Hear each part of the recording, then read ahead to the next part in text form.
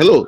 ᱦᱮᱸ ᱜᱚᱝᱠᱮ ᱤᱧ ᱨᱟᱭᱚᱱ ᱦᱟᱸᱥᱫᱟᱧ ᱞᱟᱹᱭᱫᱟ ᱥᱟᱱᱛᱟᱲ ᱫᱤᱥᱚᱢ ᱴᱤᱵᱷᱤ ᱠᱷᱚᱱ ᱦᱮᱸ ᱱᱚᱰᱮ ᱟᱸᱡᱚᱢᱮᱱᱟ ᱡᱮ ᱟᱯᱮ ᱫᱤল্ᱞᱤ ᱨᱮ ᱢᱤᱫᱴᱟᱝ ᱢᱮᱢᱳᱨᱮᱱᱰᱟᱢ ᱪᱟᱯᱟᱞ ᱯᱮ ᱪᱟᱞᱟᱣ ᱠᱟᱱᱟ ᱦᱮᱸ ᱟᱫᱚ ᱚᱱᱟ ᱠᱟᱹᱴᱤᱡ ᱵᱟᱰᱟᱭ ᱦᱩᱭᱩᱜᱼᱟ ᱢᱮᱱᱛᱮ ᱡᱮ ᱚᱠᱟᱨᱮ ᱪᱮᱫ ᱢᱮᱢᱳᱨᱮᱱᱰᱟᱢ ᱯᱮ ᱪᱟᱯᱟᱞ ᱞᱮᱫᱟ ᱚᱱᱟ ᱡᱩᱫᱤ ᱠᱟᱹᱴᱤᱡ ᱮᱢ ᱞᱟᱹᱭ ᱞᱮᱠᱷᱟᱱ ᱱᱟᱯᱟᱭ ᱠᱚᱜᱼᱟ᱾ ᱳ ᱟᱪᱪᱷᱟ ᱟᱪᱪᱷᱟ ᱟᱪᱪᱷᱟ, ᱚᱱᱟ ᱫᱚ ᱦᱚᱞᱟ ᱚᱸᱰᱮ ᱢᱮᱢᱳᱨᱮᱱᱰᱟᱢ ᱫᱚᱞᱮ ᱮᱢ ᱠᱮᱫᱟ᱾ ᱟᱥᱚᱞ ᱠᱟᱛᱷᱟ ᱫᱚ ᱪᱮᱫ ᱠᱟᱱᱟ, ᱟᱵᱚ ᱱᱚᱣᱟ ᱥᱤᱛᱠᱟᱞᱤᱱ ᱚᱫᱷᱤᱵᱮᱥᱚᱱ ᱪᱟᱞᱟᱜ ᱠᱟᱱᱟ ᱛᱚ ᱥᱚᱝᱥᱚᱫ ᱨᱮ, ᱦᱩᱸ ᱟᱫᱚ ᱡᱚᱠᱷᱚᱱ ᱚᱞ ᱤন্ডিয়া ᱥᱟᱫᱷᱤᱫᱷᱚᱨᱚᱢ ᱠᱳর্ট ᱠᱚমিটি ᱫᱩর্গাপুর ᱨᱮ ᱛᱮᱭᱟᱨᱮᱱᱟ ᱱᱚᱵᱷᱮম্ᱵᱚর ᱨᱮᱱᱟᱜ 3 তারিখ আর নভেম্বর ᱨᱮᱱᱟᱜ ᱚᱱᱟ 17 তারিখ একদম পুরো ডিক্লেয়ার উত্তরেনা টিম को तैयार उतरेना ওয়েস্ট বেঙ্গল, ঝাড়খণ্ড, আসাম, ᱦᱩᱸ বিহার নওয়া করেন মেম্বার को আতে तैयार ना तो ᱟᱪᱪᱷᱟ ᱟᱫᱚ ᱩᱱ ᱥᱚᱢᱚᱭ ᱜᱮ ᱜᱚᱴᱟᱭᱮᱱᱟ ᱡᱮ ᱟᱵᱚ শীতকালীন অধিবেশন রে ᱚᱸᱰᱮ ᱡᱚᱱᱛᱚᱨ ᱢᱚᱱᱛᱚᱨ ᱫᱷᱚᱨᱱᱟ ᱵᱚᱱ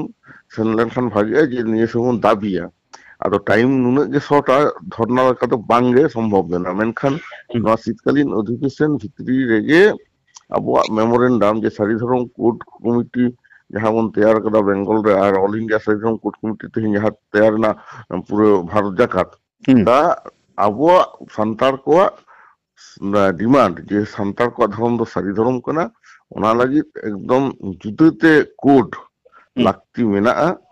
এবং ᱪᱮᱫᱟᱜ ᱢᱮᱱᱟᱜᱼᱟ ᱱᱚᱣᱟ ᱠᱚ ᱟᱛᱮ ᱚᱞ ᱚᱯᱚᱞ ᱟᱹᱰᱤ ᱫᱷᱟᱣ ᱦᱩᱭ ᱠᱟᱱᱟ। ᱱᱤᱭᱟᱹ ᱫᱷᱟᱣ ᱫᱚ ᱱᱚᱣᱟ ᱚᱫᱷᱤᱵᱮᱥᱚᱱ ᱪᱚᱞᱟᱠᱟলীন ᱱᱤᱭᱟᱹ ᱫᱚ ᱚᱞ ᱤন্ডিয়া ফোরাম ᱠᱷᱚᱱᱛᱮ ᱚᱱᱟ ᱮᱢ ᱨᱮᱱᱟᱜ ᱢᱤᱫᱴᱟᱝ ᱞᱟᱹᱠᱛᱤ ᱩᱱ ᱥᱚᱢᱚᱭ ᱱᱮᱛᱨᱤᱛᱛᱚ ᱠᱚ ᱵᱩᱡᱷᱟᱹᱣ ᱞᱮᱫ ᱛᱟᱦᱮᱸᱫ। ᱟᱫᱚ ᱚᱱᱟ ᱞᱟᱹᱜᱤᱫ ᱛᱮᱜᱮ ᱱᱟᱜ ᱠᱷᱟᱡ ᱦᱚᱞᱟ ᱫᱚ ᱚᱱᱟ ᱦᱮᱡ ᱦᱩᱭ ᱞᱮᱱᱟ। ᱱᱚᱣᱟ ᱰᱮᱴ ᱫᱚ ᱞᱟᱦᱟ ᱨᱮᱜᱮᱞᱮ ᱜᱚᱴᱟ ᱞᱮᱫᱟ, ᱦᱟᱱᱮ 17 নভেম্বর ᱨᱮᱜᱮ ᱰᱮᱴ ᱜᱚᱴᱟ ᱦᱩᱭ ᱞᱮᱱᱟ ᱡᱮ 10 ᱰᱤᱥᱮম্ᱵᱚর ᱨᱮ ᱵᱚᱱ ᱮᱢᱟ।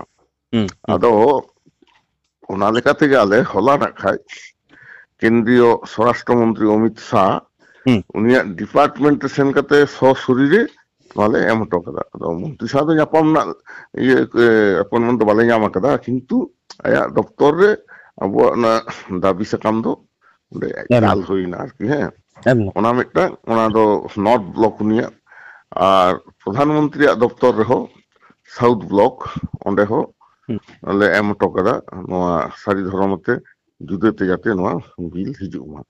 ᱱᱚᱜᱼᱚ ᱱᱚᱝᱠᱟᱱᱟᱜ ᱢᱤᱫᱴᱟᱝ ᱫᱟᱵᱤ ᱥᱟᱠᱟᱢ ᱟᱛᱮ ᱱᱚᱣᱟ ᱵᱟᱨᱭᱟ ᱡᱟᱭᱜᱟ ᱨᱮᱞᱮ ᱮᱢ ᱠᱮᱫ ᱛᱟᱵᱚᱱᱟ। ᱱᱚᱣᱟ ᱫᱚ ᱟᱫᱚ ᱵᱷᱟᱨᱚᱛ ᱫᱤᱥᱚᱢ ᱨᱮ ᱯᱳᱭᱞᱳ ᱡᱮ ᱥᱟᱱᱛᱟᱲᱟᱜ ᱫᱷᱚᱨᱚᱢ ᱥᱟᱹᱨᱤ ᱫᱷᱚᱨᱚᱢ ᱤᱫᱤᱭᱟᱛᱮ ᱡᱮ ᱱᱚᱜᱼᱚ ᱱᱚᱝᱠᱟ ᱠᱮᱱᱫᱨᱚ ᱥᱚᱨᱠᱟᱨᱟᱜ ᱮᱠᱫᱚম ᱢᱩᱪᱟᱹᱫ ᱩᱛᱟᱹᱨ ᱨᱮ ᱡᱟᱦᱟᱸ ᱠᱚ ᱞᱟᱹᱭᱫᱟ ᱪᱮᱛᱟᱱ লেভেল ᱩᱛᱟᱹᱨ ᱨᱮ ᱱᱚᱝᱠᱟᱱᱟᱜ ᱢᱤᱫᱴᱟᱝ ᱟᱵᱚᱣᱟᱜ ᱟᱨᱡᱤ ᱥᱟᱠᱟᱢ ᱫᱚ ᱯᱳᱭᱞᱳ ᱜᱮ ᱮᱢ ᱮᱱᱟ। ᱟᱫᱚ ᱚᱱᱟ ᱠᱚ ᱟᱛᱮ ᱜᱮ ᱟᱫᱚ ᱪᱷᱩᱴᱟᱹᱣ ᱠᱟᱱᱟ ᱟᱨᱠᱤ ᱛᱮᱦᱮᱧ ᱫᱚ। ᱦᱮᱸ, ᱤᱱᱟᱹ ᱠᱟᱱᱟ ᱠᱟᱛᱷᱟ।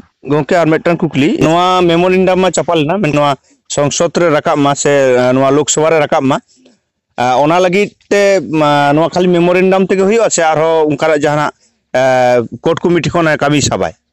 ᱵᱟᱝ, ᱠᱟᱹᱢᱤ ᱥᱟᱵᱟᱭ, ᱠᱳর্ট ᱠᱚᱢᱤশᱚᱱ ᱠᱟᱹᱢᱤ ᱥᱟᱵᱟᱭ। ᱟᱫᱚ ᱥᱚᱨᱵᱚᱵᱷᱟᱨᱚᱛᱤᱭᱚ ᱠᱷᱮᱛᱨᱮ ᱱᱚᱣᱟ ᱱᱟᱜ ᱠᱷᱟᱡ ᱪᱮᱥᱴᱟ ᱦᱩᱭᱩᱜ ᱠᱟᱱᱟ ᱢᱤᱫᱴᱟᱝ ᱱᱚᱰᱮ ᱫᱟᱵᱤ ᱥᱟᱵ ᱨᱟᱠᱟᱵ ᱦᱩᱭᱩᱜᱼᱟ।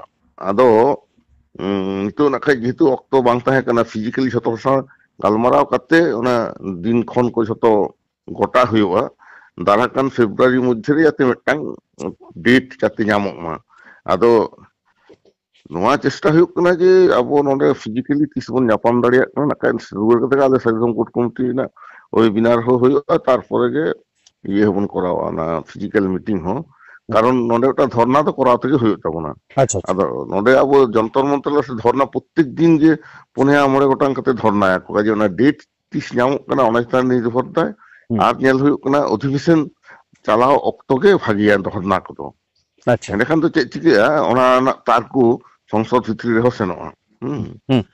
ᱟᱹᱫᱤᱵᱟᱹᱥᱤ ᱫᱚᱯᱛᱚᱨ ᱨᱮᱦᱚᱸ ᱡᱟᱦᱟᱸ ᱥᱮᱱᱴᱨᱟᱞ ᱴᱨᱟইᱵᱮল ᱢᱤᱱᱤᱥᱴᱟᱨ ᱴᱷᱮᱱ, ᱟᱫᱚ ᱚᱱᱟ ᱫᱚ ᱱᱤᱛ ᱦᱚᱸ ᱟᱹᱣᱨᱤᱭᱟ, ᱛᱚᱵᱮ ᱟᱞᱮ ᱞᱮ ᱰᱤᱯᱟᱨᱴᱢᱮন্ট ᱨᱮᱦᱚᱸ ᱤᱫᱤ ᱦᱚᱴᱚ ᱨᱮᱱᱟᱜ ᱢᱤᱫᱴᱟᱝ ᱞᱮ ᱠᱩᱨᱩᱢᱩᱴᱩᱭᱮᱫᱟ ᱟᱨᱠᱤ। ᱟᱫᱚ ᱱᱤᱛᱚᱜ ᱚᱱᱟ ᱥᱚᱢᱵᱷᱚᱵ ᱞᱮᱱᱠᱷᱟᱱ ᱚᱱᱟ ᱠᱷᱚᱵᱚᱨ ᱫᱚᱯᱮ ᱧᱟᱢᱟ ᱱᱟᱜ ᱠᱷᱟᱡ।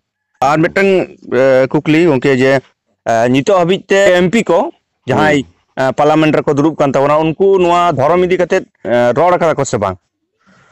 ᱫᱷᱚᱨᱚᱢ ᱤᱫᱤᱭᱟᱛᱮ ᱱᱤᱛ ᱦᱟᱹᱵᱤᱡ ᱢᱟ ᱚᱱᱠᱟ ᱫᱚ ᱵᱟᱝ ᱟᱸᱡᱚᱢ ᱟᱠᱟᱱᱟ।